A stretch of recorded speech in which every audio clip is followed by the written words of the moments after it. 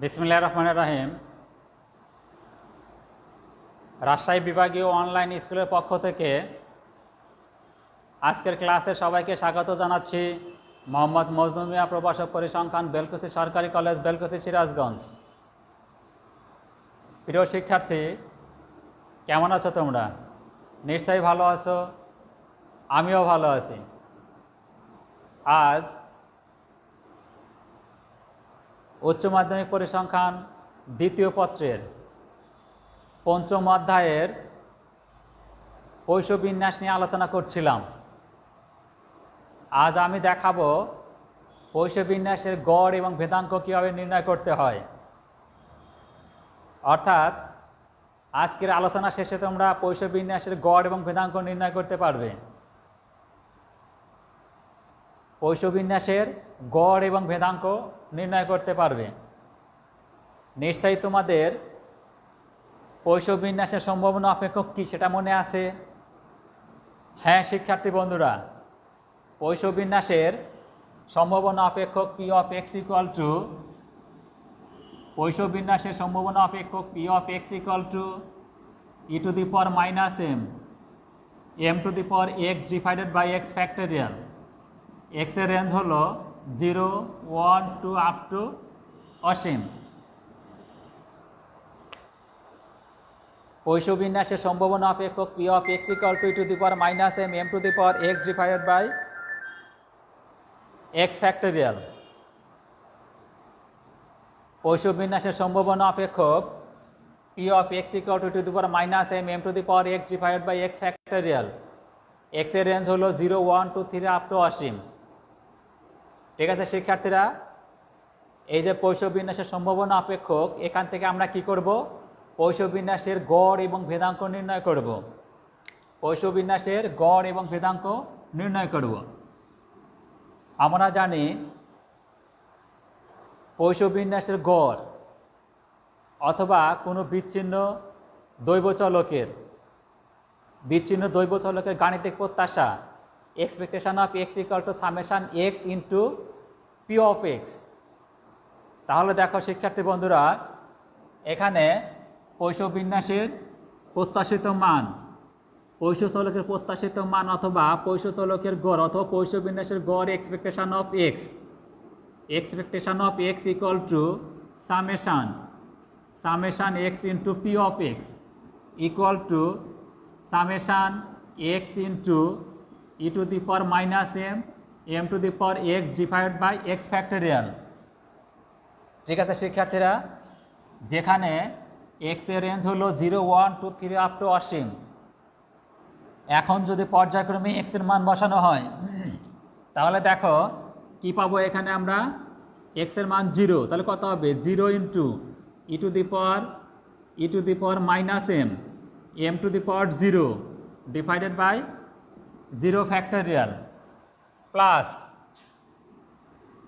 1 into e to the power minus M to the power 1 divided by 1 factorial plus 2 into e to the power minus M to the power 2 divided by 2 factorial plus 3 into e to the power minus M to the power 3 divided by 3 factorial up to অসীম পর্যন্ত।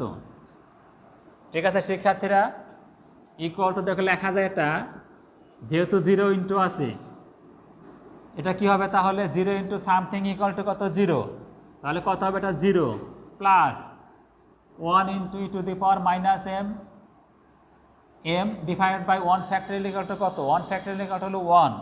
তাহলে দেখো লিখতে পারি আমরা এটা M E to the power minus M divided by কত? Divided by 1 plus 2 into M square E to the power minus M divided by 2 into 1 factorial plus 3 into M to the power 3 E to the power minus M divided by 3 into 2 factorial. Plus পাওয়ারটা কী হবে শিক্ষার্থী বন্ধুরা? খেয়াল করো একটু, 4 ই to the M to the power 4 E to the power minus M divided by 4 গুণন 3 factorial up to অসীম পর্যন্ত ইকুয়াল টু 0 প্লাস থাকলেও যা না থাকলেও তাই।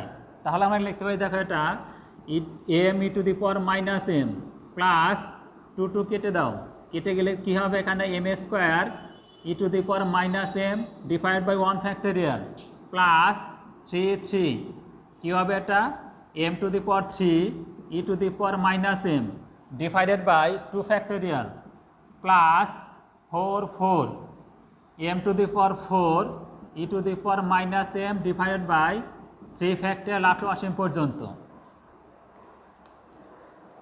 ইকুয়াল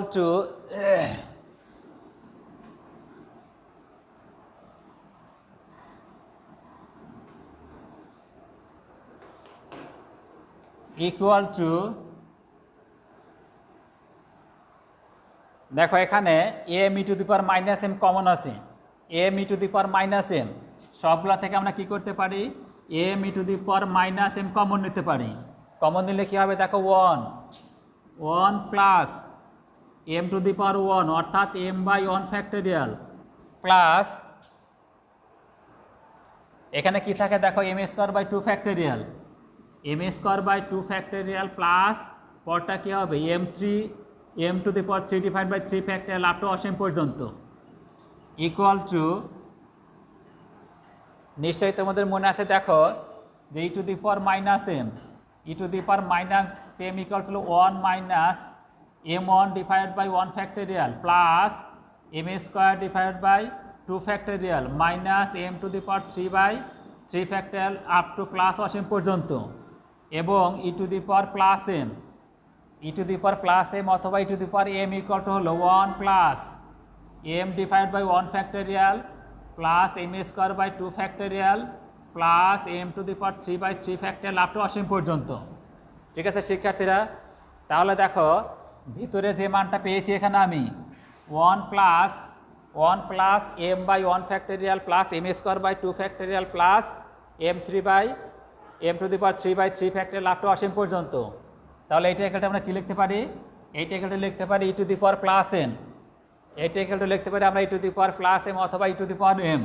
তাহলে এখানে দেখো আছে M E to the power minus m into ওইটা ইকুয়াল টু কত, e to the power m. ঠিক আছে শিক্ষার্থীরা, ইকুয়াল টু গুণনের সময় কি হয়, পাওয়ার যোগ হয়। তাহলে কি হবে, দেখো m into e to the power minus m plus m equal to m into e to the power 0 equal to m into 1 equal to কত, ইকুয়াল টু হলো এম। তাহলে শিক্ষার্থীরা খেয়াল করো যে পৈষ্য বিন্যাসের গড় expectation of x equal to কত, expectation of x equal to হলো এম, অর্থাৎ পৈষ্য বিন্যাসের গড় কার সমান, পরামিতির সমান। ঠিক আছে শিক্ষার্থীরা, তাহলে পৈষ্য বিন্যাসের গড় কত পেলাম এখানে, দেখো পৈষ্য বিন্যাসের গড় এক্সপেকটেশন অফ এক্স, যে পৈষ্য বিন্যাসের গড় expectation of x equal to কত আসলো, ইকুয়াল টু হলো এম। এবার আমরা পৈষ্য বিন্যাসের ভেদাঙ্ক নির্ণয় করব,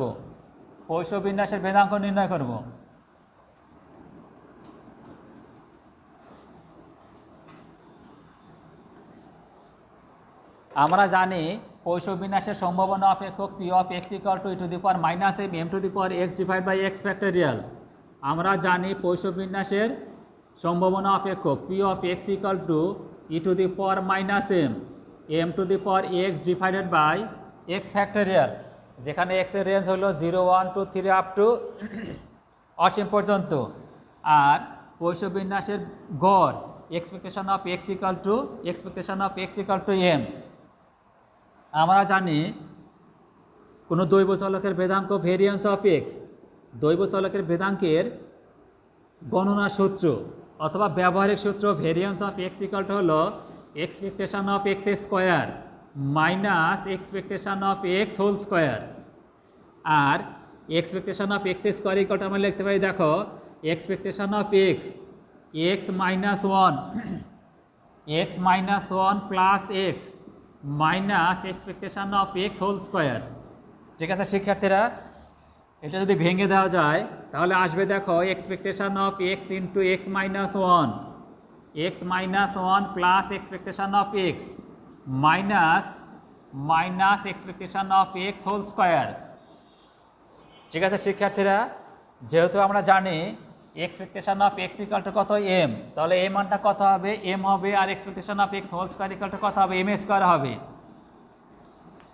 অতএব আমরা লিখতে পারি এখান থেকে যে variance of X equal to এটা ইকাল টু লেখা যাবে, দেখো variance of X equal to expectation of X into x minus 1 plus expectation of X equal to m এবং expectation of X whole square equal to m square. ঠিক আছে শিক্ষার্থীরা, আচ্ছা এবার আমাদের কি করতে হবে, expectation of X into x minus 1 এই মানটা বের করতে হবে। যেহেতু এই মানটা এম মাইনাস এম স্কয়ার দেওয়া আছে, এই মানটা আমার বের করতে হবে। কি বের করবো দেখো, যে এখন expectation of X into x minus 1 expectation of X into x minus 1 equal to কত হবে সামেশন এখানে যে মানটাই আছে ওইটাই হবে। কত আছে এখানে x into x minus 1 into p of x সম্ভাবনা অপেক্ষক। কার সম্ভাবনা অপেক্ষক? পৈশব বিন্যাসের সম্ভাবনা অপেক্ষক। আর পৈশব বিন্যাসের সম্ভাবনা অপেক্ষক P of x equal to the power minus m m to the power x divided by x factorial. তাহলে দেখো এইটা ইকুয়াল টু আমরা লিখতে পারি যে summation x into x minus 1 into e to the power minus m m to the power x divided by x factorial, যেখানে x এর range কত 0 1 2 3 আপ টু অসীম পর্যন্ত। এখন যদি ওই মানগুলো বসানো হয় তাহলে কি আসবে দেখো, প্রথম দেখো x into x minus 1 e to the power minus m m to the power x divide by x factorial, আর এক্স এর প্রথম মানটা কত 0, তাহলে কত আসবে এটা দেখো 1 e to the power minus m m to the power 0 divide by 0 factorial plus 1 into 1 minus 1 into 1 minus 1 e to the power minus 1 m to the power 1 e to the power minus m to the power 1 divided by 1 factorial plus 2 into 2 minus 1 into 2 minus 1 e to the power minus m to the power 2 divided by 2 factorial plus পরটা কি হবে দেখো 3 into 3 minus 1 e to the power minus m to the power 3 divided by 3 factorial plus পরটা কি হবে 4 into 4 minus 1 e to the power minus m to the power 4 divided by 4 factorial plus up to plus অসীম পর্যন্ত। ঠিক আছে শিক্ষার্থীরা, হ্যাঁ তাহলে আমরা কি লিখতে পারি দেখো, পরের লাইন লিখতে পারি এখানে 0 into 0 minus 1, যেহেতু 0 ইন্টু আছে এই মানটা কত হবে 0 হবে। এখানে একটু খেয়াল করো 1 into 1 minus 1 minus 1 equal to কত 0, আর যেহেতু 0 ইন্টু আছে এটাও 0 হবে। তাহলে দেখো 0 প্লাস 0 প্লাস কত হবে 2 into 1 into e to the power minus m square divide by 2 factorial.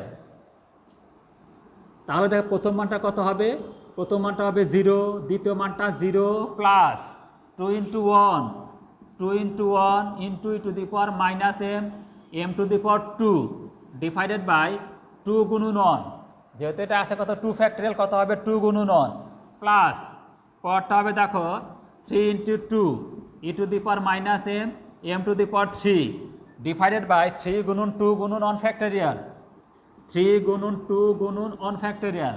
ইচ্ছা করলে আমি 3 গুণন 2 গুণন 1 লিখতে পারি। ঠিক আছে শিক্ষার্থীরা, যেহেতু 1 ফ্যাক্টোরিয়াল ইকুয়াল টু 1, কাজে এখানে আমি কি করলাম দেখো যে 3 ফ্যাক্টোরিয়াল ইকুয়াল টু 3 গুণন 2 গুণন 1 ফ্যাক্টোরিয়াল প্লাস পরটা হবে দেখো 4 into 3 e to the power minus m to the power 4 divided by 4 into 3 into 2 factorial. এটা কত হবে দেখো 4 into 3 into 2 ফ্যাক্টোরিয়াল প্লাস অনুরূপভাবে দেখো এরপরের মানটা কত হবে, এরপরের মানটা হবে দেখো 5 into 4 e to the power minus m to the power 5 divided by পরটা কত হবে 5 গুণন 4 গুণন 3 ফ্যাক্টোরিয়াল, 5 গুণন 4 গুণন কত হবে 3 ফ্যাক্টোরিয়াল আপ টু প্লাস অসীম পর্যন্ত। ঠিক আছে শিক্ষার্থীরা, 0 প্লাস এত এই দুটো বাদ দিয়ে দাও, তাহলে কি হবে দেখো এটা এটা আমি বাদ দিয়ে কেটে দেবো এগুলো, এই মানগুলো কাটলে কত হবে 2 1 2 1 3 2 3 2 4 3 4 3 5 4 5 4। ঠিক আছে শিক্ষার্থীরা, ইকুয়াল টু কত হবে দেখো, এটা হবে আমার e to the power minus m square plus পরটা কি থাকবে দেখো e to the power minus e to the power minus M to the power 3 divided by 1 factorial plus e to the power minus e to the power minus M to the power 4 divided by 2 factorial plus e to the power minus M to the power 5 divided by 3 factorial up to অসীম পর্যন্ত equal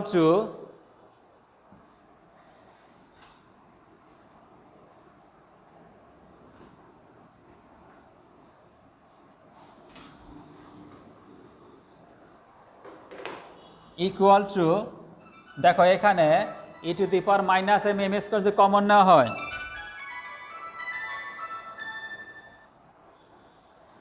E to the power minus m square যদি common না হয় তাহলে কি আসবে দেখো e to the power minus m square common নেব।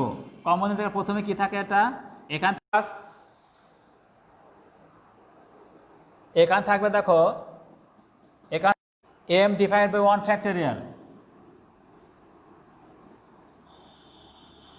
m divided by 1 factorial plus পরেরটা কথা হবে দেখো এখানে হবে m to the power 2 common গেলে m square divide by 2 factorial, m square divide by 2 factorial plus m to the power 3 by 3 factorial up to কত অসীম পর্যন্ত। ঠিক আছে শিক্ষার্থীরা, অথবা দেখো এটা কিন্তু আমরা এভাবে লিখতে পারি, কীভাবে লিখতে পারি দেখো যে 1 plus m plus M square by 2 factorial plus M to the power 3 by 3 factorial up to কত অসীম পর্যন্ত, তাও কিন্তু লেখা যাবে। এবার দেখো 1 plus m by 1 factorial M square by 2 factorial plus M to the power 3 by 3 factorial plus up to অসীম পর্যন্ত, এইটা একটু লিখতে পারি আমরা e to the power plus m, অর্থাৎ এটা আসবে যে equal to E to the power minus M to the power 2 into e to the power m. ঠিক আছে শিক্ষার্থীরা, এটাকে সামনে নিয়ে আসো, অর্থাৎ এই দুটো গুণ করব, গুণ করলে কি হবে দেখো এম স্কোয়ার গুণ করলে কি হবে e to the power minus m plus m equal to হবে m square into e to the power 0 equal to m square into 1 equal to হলো এম স্কোয়ার। ঠিক আছে শিক্ষার্থীরা, তাহলে expectation of X into x minus 1 equal to কত, equal to হলো m square. আর এইখানে দেখো variance of x equal to আমি লিখে মান বের করে রেখেছি এখানে expectation of X into x minus 1 plus M square minus m square, অর্থাৎ expectation of X into x minus 1 এটা ইকুয়াল টু কত, এইটা ইকুয়াল টু এম স্কোয়ার। এই মানটা বসাবো এখানে, দেখো এই মানটা বসালে কি আসবে, variance of x equal two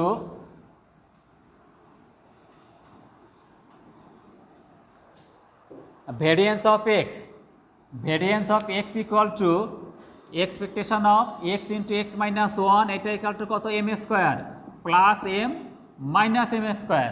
ঠিক আছে শিক্ষার্থীরা, এটা কি প্লাস এম স্কোয়ারটা মাইনাস এম স্কোয়ার কেটে গেলে কি হবে দেখো শুধু এম থাকবে, অর্থাৎ এখানে আমি কি পেলাম যে variance of x equal to m. ঠিক আছে শিক্ষার্থীরা, তাহলে এবার লক্ষ্য করো পৈশবিন্যাসের গড় expectation of x equal to m এবং ভেদাঙ্ক variance of x equal to m, অর্থাৎ পৈশবিন্যাসের গড় এবং ভেদাঙ্ক সমান। ঠিক আছে শিক্ষার্থীরা, এখন যদি প্রশ্ন করা হয় কোন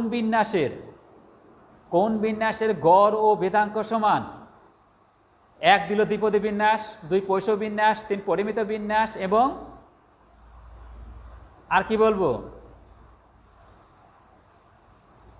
বেটা বা গামা বিন্যাস।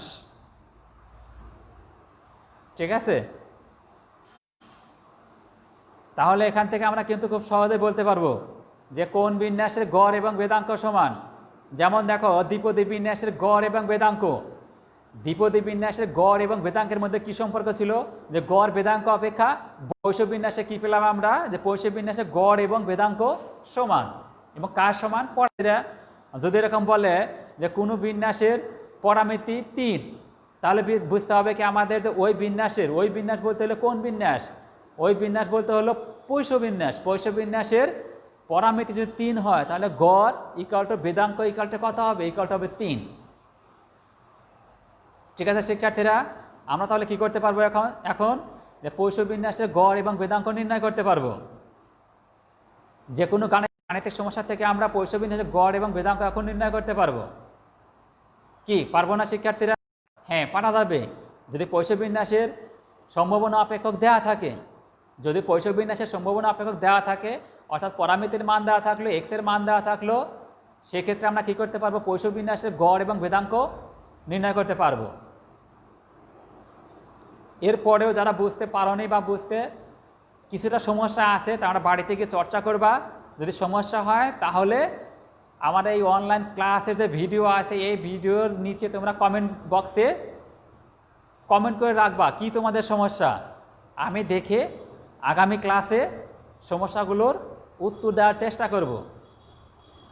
ঠিক আছে শিক্ষার্থীরা, সবশেষে সবাই ভালো থাকো, সুস্থ থাকো এবং আমার আগামী ক্লাস দেখার আমন্ত্রণ জানিয়ে আজকের ক্লাস আমি এখানে শেষ করছি। আল্লাহ হাফেজ।